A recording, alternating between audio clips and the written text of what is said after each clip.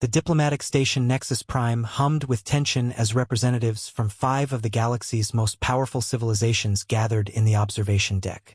Beyond the reinforced viewports, their respective fleets hung in space like monuments to military might, each captain eager to demonstrate their species' superiority. Commander Zethkar of the Vorthan Empire gestured toward his dreadnought with 4 segmented arms. Behold the Decimator's edge, 12 kilometers of pure destruction. Our quantum disruptors can atomize a moon in minutes. His chitinous exoskeleton gleamed under the station's lights as he clicked his mandibles in satisfaction. The crystalline ethereal delegate, resonance of victory, chimed in harmonics that the universal translators rendered as smug confidence. Impressive but crude, our prism of eternity channels stellar energy through living crystal matrices. We can redirect a star's fury itself. Captain Thalmex of the Gorillian hegemony snorted through his massive nostrils, his gray hide rippling with dismissive muscle contractions. Pretty lights mean nothing.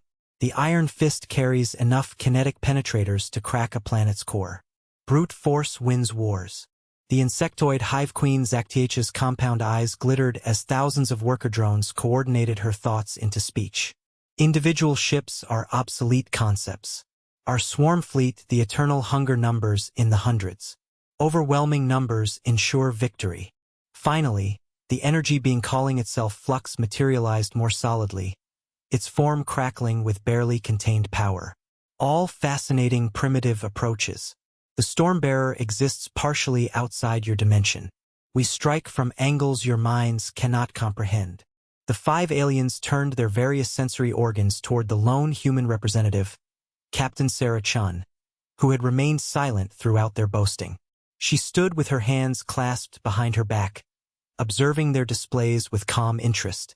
And where, Zethkar clicked mockingly, is the human contribution to this show of force? Surely your species has something to compensate for your biological inadequacies. Captain Chun smiled, an expression that made several of the aliens unconsciously step back. Oh, we brought something.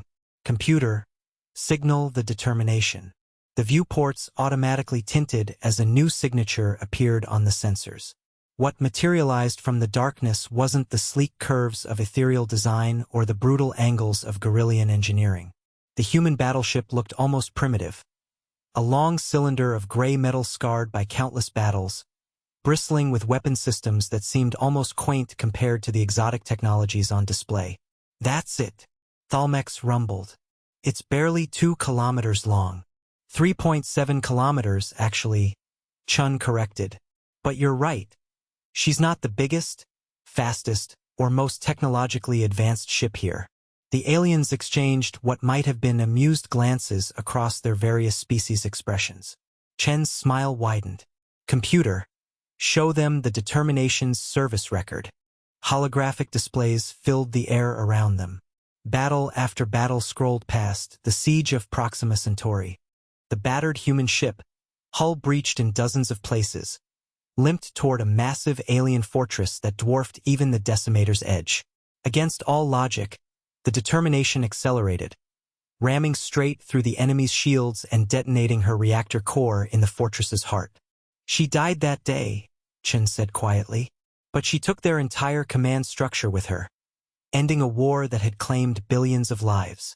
The observation deck fell silent. The ship outside isn't the same determination, Chen continued. That's Determination 3. Her predecessor's name lives on, carrying the same crew, the same mission, the same stubborn refusal to quit. She turned to face the 5 representatives. Your ships are impressive weapons of war. Ours are something else entirely. They're symbols of what happens when you threaten what humans hold dear. Outside the viewport, the scarred gray battleship hung in space like a promise and a warning combined. That, Captain Chun concluded, is the difference.